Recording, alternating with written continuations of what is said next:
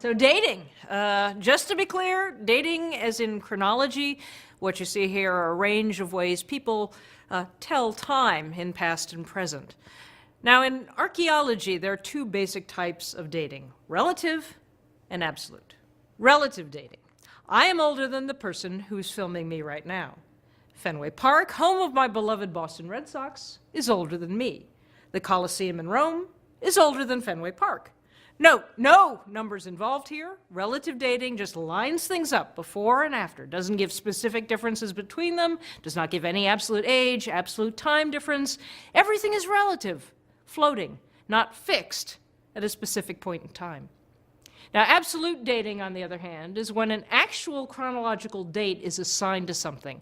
This is also called chronometric dating. I am 52, Michael is 44, right? Fenway Park was opened in 1912 CE, the Colosseum in 80 CE. So you see the difference? Now, why might you need such fixed dates, fixed points? You need absolute dates to get a sense of just how much time divides two past events or past monuments, and thereby to see how quickly or how slowly things change between those 2 points. And that's something relative dating cannot tell you. Am I old enough to be Michael's mother? We would need absolute dates to verify that hideous and obviously incorrect concept. Now, how are absolute dates expressed? In the West, the standard was for a long time to use BC, before Christ, or AD, Anno Domini, year of our Lord. Now, these are terms not necessarily meaningful to many peoples. The Islamic calendar, conversely, dates from the Prophet Muhammad's departure from Mecca to Medina, which equates to AD 622. Now, in recent years, a more neutral archaeological and historical terminology has been advocated. BCE, before the Common Era, and CE, Common Era. And that is what I'll use here, though you are going to hear varying terminologies throughout the class. Let's talk a bit more about relative dating. One way to establish a relative chronology is through stratigraphic excavation. We've talked already about the principle of stratigraphic succession, the law of superposition. The lower you go, the older you get, unless you see signs of interference from formation processes. Through excavation, we can say what is older than what by the relative position of finds, though you can't say from stratigraphy alone how much older it is.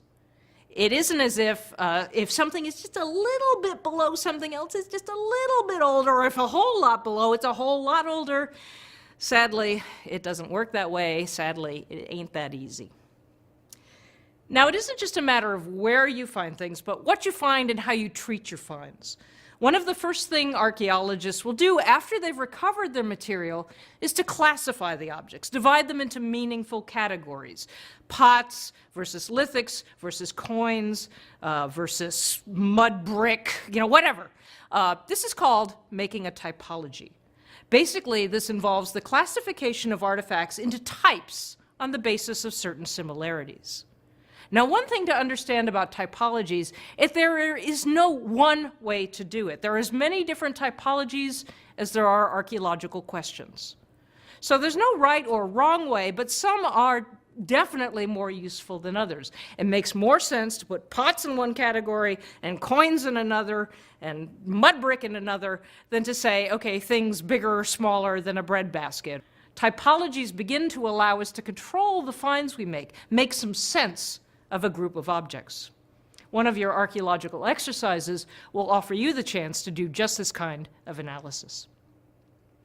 You might be thinking, though, what does making a typology have to do with dating?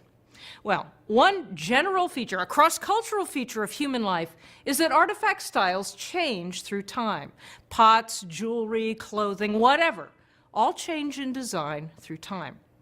It's strange but true that it is very rare for things to remain unchanged over long periods. All right, I want you to think of something that has not developed, has not changed at all, doesn't look all that different from your parents' time to your own. Think about that for a second. Now, what doesn't change in my world? Pencils, Toilets, in case you're wondering, I came across that toilet doing intensive survey in Greece. Don't ask me what it's doing there. These are functional things, not glamorous things. Money, too, tends to be quite traditional, doesn't tend to alter through time.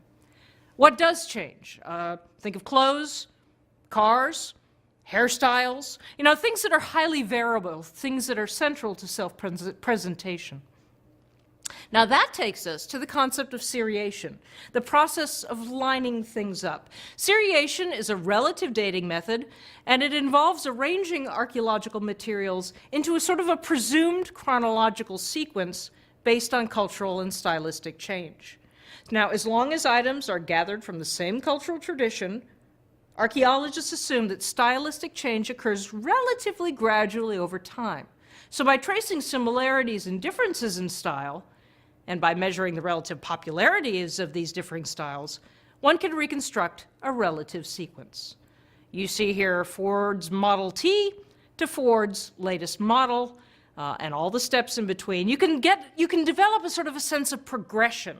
So forever after, if you dig up a car, this provides a way, without having to dig up a car just above it or just below it. It allows you a way to say roughly where it lies in the chronological sequence. Is it closer to the Model T or closer to today's version? Won't tell you exactly the year of the car, but says where in the development of cars this example lies. Now, seriation is not, of course, perfect. Some styles come back, bell-bottoms, retro fashions, but still, it's one relative dating technique. Now, sooner or later, however, in every archaeologist's life, there comes a time when you want a bit more than that. You're going to want some absolute or chronometric dates. Now, this might be an absolute date. What you see here happening, 24 August, AD 79, well, Pompeii. Or it might be slightly, less specific, third quarter of the 1st century CE. Either way, absolute chronological dates pin things down. So how do you gate an absolute date on archaeological artifact or feature? Now, sometimes the artifact actually tells you. Some lucky future archaeologists might find a time capsule. You see here one we buried at Brown, deliberately deposited, chock full of synchronic dated material. More likely, archaeologists might find coins, many of which one way or another can provide an outright date. Coins are sometimes called the excavator's best friend, for they provide one clear indication of the date of the stratum where it was found, and that helps us with what is both below and what is above. Now, two useful terms in all this, the concept of terminus antequem, TAQ, and terminus postquem, TPQ. This is Latin. TAQ is the date before which a stratum, artifact, or feature must have been deposited. TPQ is the date after which a stratum, artifact, or feature must have been deposited. Let's say you're digging and you find a floor, and lying on the floor is a coin that dates to 43 BCE, the year after Julius Caesar's death. Nice coin there, decorated with the daggers that killed him. Well, that provides a nice TAQ for the floor. The floor had to be there before the coin could be put on it. The floor dates before 43 BCE. Caesar could have stood on it. If the coin lay below the floor, however, then that gives you a TPQ, a date after which the feature was deposited. That is, the coin came before the floor and Caesar was never there. Useful concepts, though I tend to get them backwards, so you better check me on it.